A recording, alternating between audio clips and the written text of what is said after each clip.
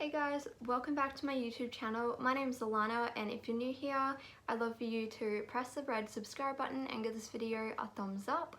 I make mental health videos and lifestyle vlogs on this channel, and my channel is all about promoting wellness and mental health education, and just showing what it's like to live with mental illness and the reality of it. I'm really sorry if you hear any noise, it's just my cat in the background. But yeah, so for today's video, it's going to be short, but it's just a topic I wanted to quickly go over because I feel like it is an important one. Can you recover, like, from self-harm? What does recovery mean for self-harm? And, you know, like, I suppose everyone will have their own view on this topic, so I wanted to just film a short video talking about my views and what I think, and as always, feel free to leave your own comments in the comment section, and because I'd really like to know. So for me personally, everyone is going to refine recovery in their own head as their own thing. But for me, I feel like recovery in regards to self-harm means that, for me it means like I'm not actively engaging in the behavior frequently, and I am able to go quite long periods of time without doing it. So that is what I consider being in recovery from self-harm for me. So for me, there is never a goal of I'm going to never do it again, I'm gonna just completely stop this behavior once and for all and never do it again. And like, I wish I could say that, but I know from experience that this mindset for me personally just puts too much pressure on myself, and I find that I live with borderline personality disorder, which means that I experience a lot of really big and difficult emotions that do get overwhelming, and I live with a lot of complex mental health issues.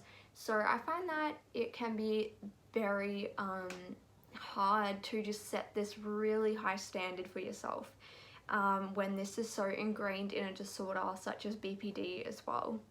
So for me, it's always been about harm minimization and then figuring out why I was doing the behavior, and then, you know, trying to replace it with healthier things. And for me, that has worked, but it's taken a really long time, and it's taken a lot of hard work.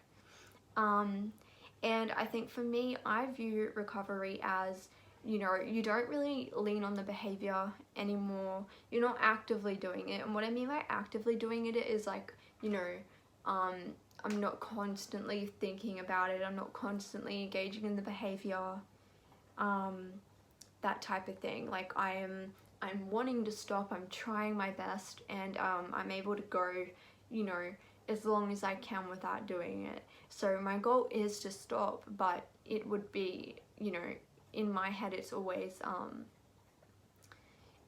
been the perspective of, okay, let's just take each day as it comes and try your hardest. And just because that's realistic for me. But for a lot of other people, like, I've heard a lot of other people, like, they stopped and then they stopped once and for all, and they didn't go back to that habit. So, you know, it really depends on each person, and recovery is never one size fits all, and everyone's gonna have their own experience with this. And for me, using, you know, the skills that I've learned in therapy and in DBT have really helped me and have aided my recovery in self-harm. Like, I consider myself in recovery from it, definitely, which is only, I suppose, a more recent thing that I could say, because before I was very actively, for the past, I think it's 8 years and 9 years, I don't even know, since I was like 13, just about to turn 14, I was engaging in this behavior. So it has been, I don't know how many years it is, a long time, but I would say, you know, definitely within the last like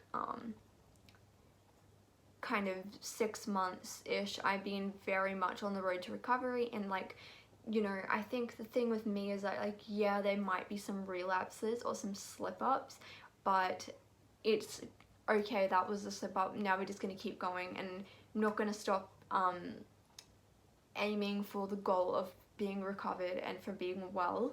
And it doesn't, you know, if I slip up, it's not that I'm going to go back and just engage in the behavior a whole bunch of times again and just continue the cycle, and then it becomes a habit in your life again.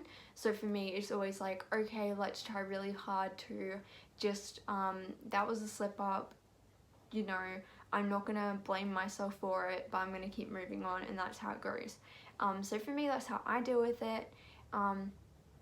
But like, I think that it can be very unrealistic for some people to say that they're never going to do the behavior again, because sometimes that's just not how it works. And when it's an addiction and you struggle with it for years and years, or you've got a lot of trauma and things, often like that, it just isn't, or you don't have the right tools, like, you know, to help you recover. It may just be quite impossible to do that. Or it may seem too overwhelming. So for me, like, that's in the stage where I'm at, but some people may, you know, their view of recovery with self-harm could be that it does mean that they completely throw the behavior out of their life in I mean, that could be a way of saying it. But yeah, so I just think that's one way you could look at it, and obviously you could look at it as the way that I just explained about how, you know, like working on harm reduction and then just kind of easing out of the behavior, I suppose, like what you would do if you were, you know, on substances. What they would do is normally, you know, you would generally try to like lower the amount that's in your system and lessen the amount of using, because it can actually be dangerous if you were to just stop, like obviously stop it cold turkey. And that's how I kind of feel what it is, that's how I feel it is with self-harm. And yeah, but if you guys have any views on this matter, please leave it down below, because I'd really like to share opinions, because this is only my opinion, and I definitely would love to hear other people's views, because I've heard a lot of different views and I totally encourage that. And like I said, whatever works for you is what you need to do, because at the end of the day, you're the one who is you know, going to better yourself and hopefully learn what works for you. And I think for me, initially, I was always trying to aim for the whole like never ever gonna do it again kind of thing. I'm finally done with this. And then the problem was that something really hard would happen and I would revert back to that behavior, or I still didn't have enough like skills yet, or I hadn't worked through enough trauma, or I haven't done enough stuff like in therapy, and so I was still kind of needing the behavior. And for me, it just made me feel more discouraged and more upset, and I would get more angry at myself, which makes a cycle of you wanting to do it more. So I just found that for me, this was the best way to go. But obviously, you know, that was just for me. But yeah, so please share, leave a comment down below. Please leave any video suggestions. I am going to be doing a video that my friend, I don't know if she wants me to say her name, so I won't, but one of my friends wanted me to do a video on BPD and how it's been misrepresented in the media and what it's like to kind of live with it versus, I suppose, what has been put out there. So I wanted to do a video on that, and I will film that. I will try to, I have to kind of plan that video a bit more and do some research, some more like sources and stuff, because I want the video to be well done. And I just don't really know how well it would come out right now. So just because my head isn't like 100% kind of computing with stuff right now. So I will be filming that video though in the future, hopefully soon. I just need to kind of get notes and really think about it before I film it. It's not something where I can just sit down and talk, because I don't script any of these videos at all. I think I probably ever only scripted maybe one video or used references from some websites because I was describing something that was really in detail. But for these videos, I honestly just use my experiences and things from other people and stuff. but yeah, for that video will be coming out, but I just need some time to kind of like get information and everything. So hope you guys enjoyed the video, and I love you all so much, and I hope you're doing well. Leave a comment how you're feeling, how your life is going, and yeah, I love you. Bye.